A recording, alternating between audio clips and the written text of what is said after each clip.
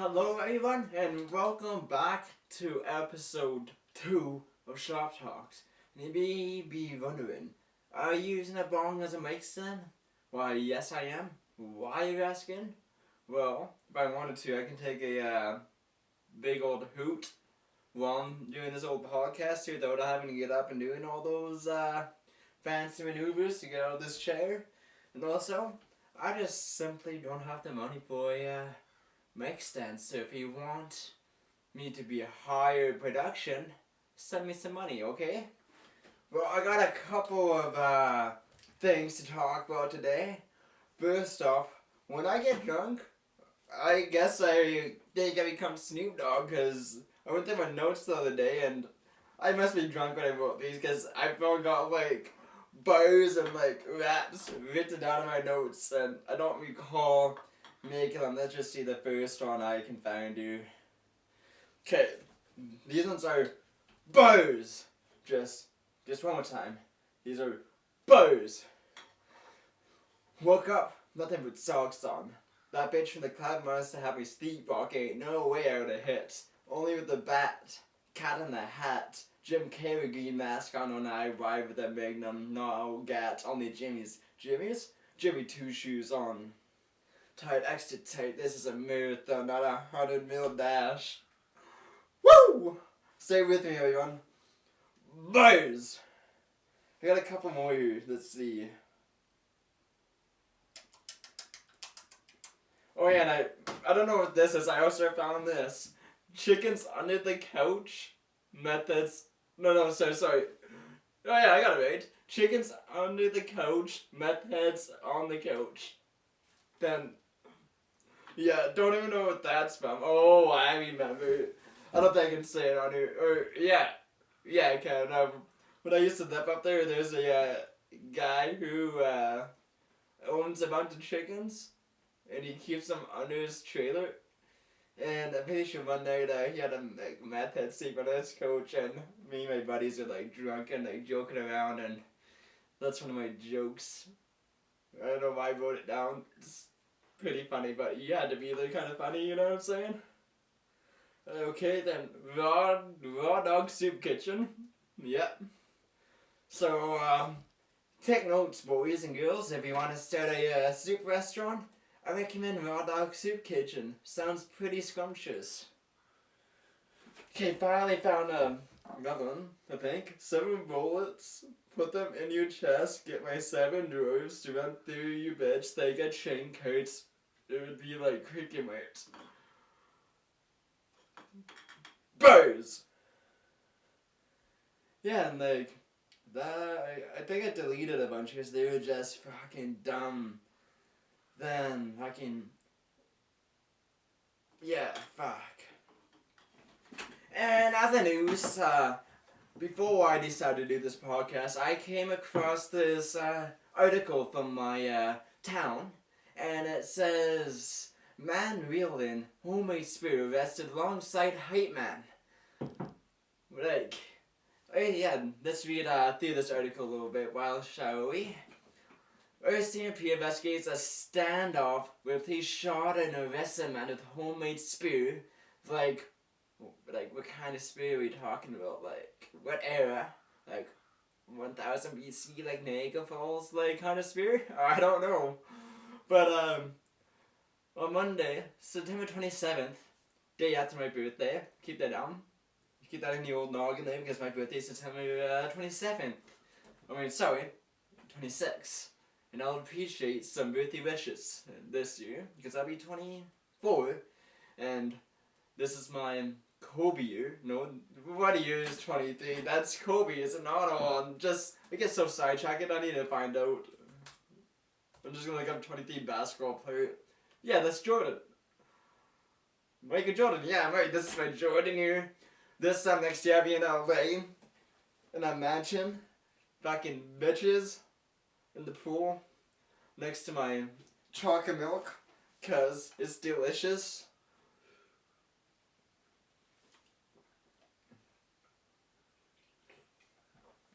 Okay, back to this article. On Monday, September 26th, around 11 a.m., RCMP were called to a home near I'm not gonna say the address. After receiving a report that a man was being chased with a knife. Upon arrival, officers tried to arrest the man for assault with a weapon when he had begun running towards the police with a homemade spear and knife. Well, this guy had the freaking dual weapon ability on. Hard to get. The officer was not injured. According to ICMP, the man appeared to have mental health issues. However, he continued to be aggressive with police and refused to obey commands to drop the homemade spear. That's like small town problems. Like, talking about small towns, like, people are like, oh, my small town's so boring, there's nothing to do but drive around. Bitch, I lived in a town with 35 permanent residents and like just loggers and shit coming through. You talk about boring towns? I mean, it was boring at times, but like, had the funniest 9-10 months of my life up there. Did some things, seen some things. And yeah, it was a crazy experience. But you can't complain about small towns when you haven't been, especially in like BC small towns too. Like, I lived in Saskatchewan for like 4 or 5 months, and like, small towns there like around the same, like, couple hundred people too, and like, just like, you don't know boring unless you come from like an actual small town. I think over like 1,000 really isn't a small town in my opinion. And I'm running low on smoke, so I'm digging through my ashtray. It's greasy, I know, but I need a smoke.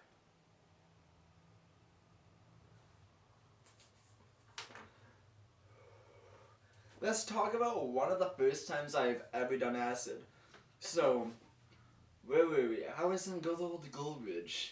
It was a nice sunny afternoon. We were getting ready to go camping. The vehicles were packed. We were all excited to go. We cracked a few beers, smoked a few smokes, maybe a joint or two in there. And my buddy is like, who wants to do acid? And I was like, I don't know, I've never done acid before. And I was like, fuck it. So we did it. And we were heading up to the camping lake. And it started kicking in right when we got there. And I went for a little hike. Went to a hike, good like overview. And somehow, I came back with a fucking chair from like the fucking 1920s, like, rusted, like, bent, like, fucking at an angle like this, like, it was all twisted, like, backrest, and like the seat was like right there. It's, I don't know, like, if that's a good explanation, but yeah, no clue. I fucking brought that chair everywhere with me for the, like, 12 hours or however that long lasts. But, yeah, then, like, it's, like, crazy, like, every trip's different, in my opinion.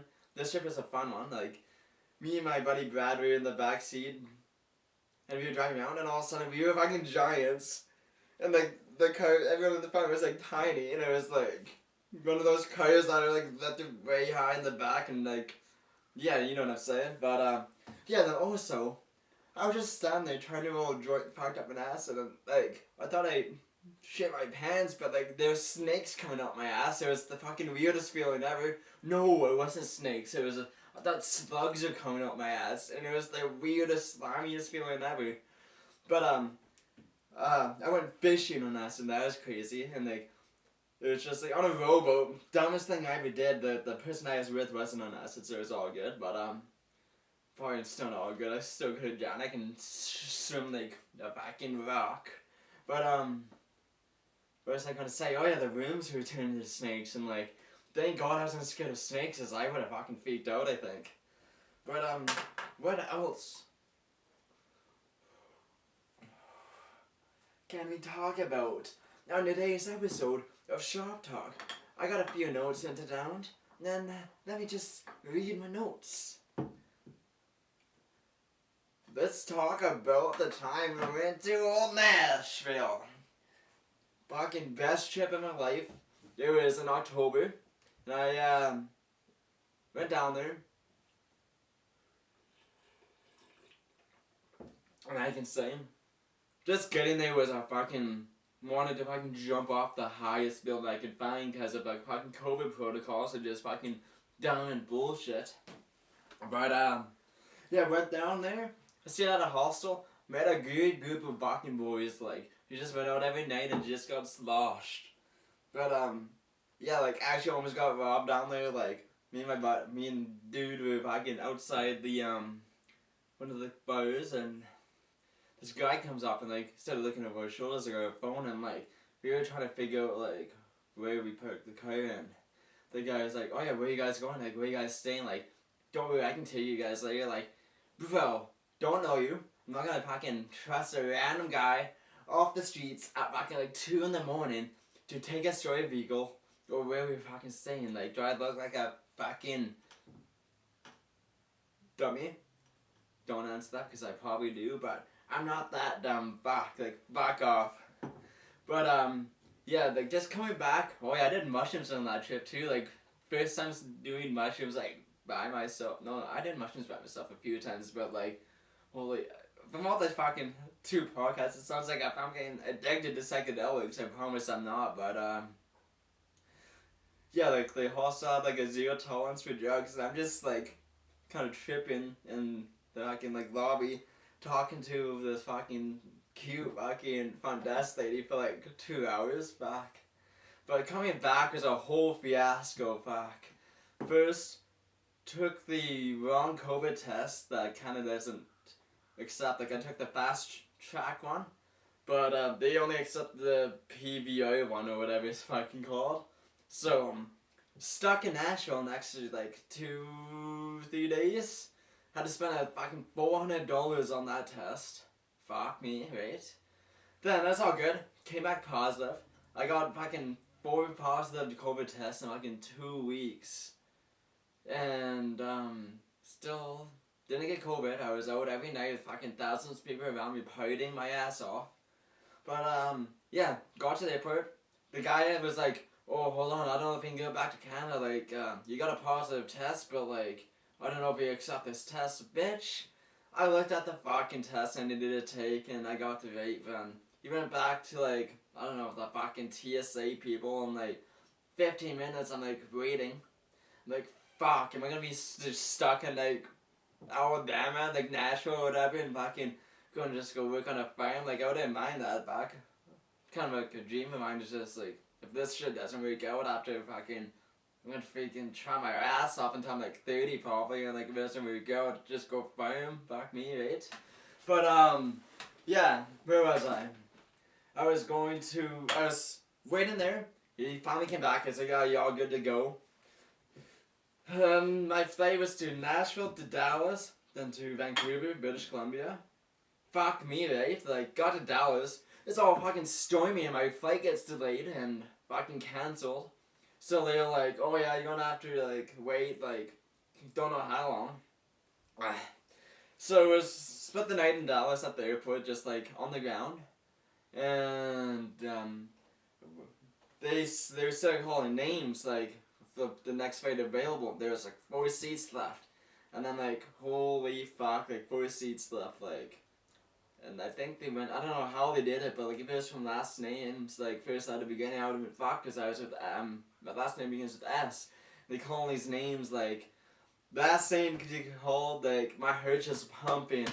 Like I don't be in Dallas for like the next 2 days. Like I'm dead broke. Like I don't have enough money for another ticket back to Canada. Like I don't even care where I go in Canada. I just want to be like, no, I'm in Canada because if I'm in Canada, I can figure out from there. But I was the last one to be called, and like I'm just like still like I'm like shaking, like getting on the plane, like can't believe like that happened. Like yeah, but like that was my Dallas, Nashville, getting back home experience. But you know like how you're supposed to be able to make a wine glass with your voice? Let's try that out. So headphone users, be warned. It might just kill you. I hope I'm still recording with the microphone there. Okay, let's go. Woo!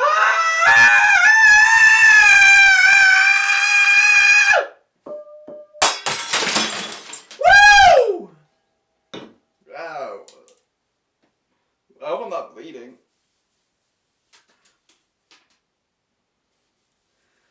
Okay. That wasn't quite with my voice, but I broke it. Whew. What else can we talk about now, boys? We like shock and awe, because I know I do. And one more thing I need to mention is, I am a trained professional, and don't try this at home. And you asking, Damien, how are you a trained professional? Well, I've been doing shit like that for 23 years. I grew up in the skate park doing crazy shit, and I grew up watching Jackass and Extra Circus, so I know how to perform these dangerous stunts with accuracy and completion without hurting myself.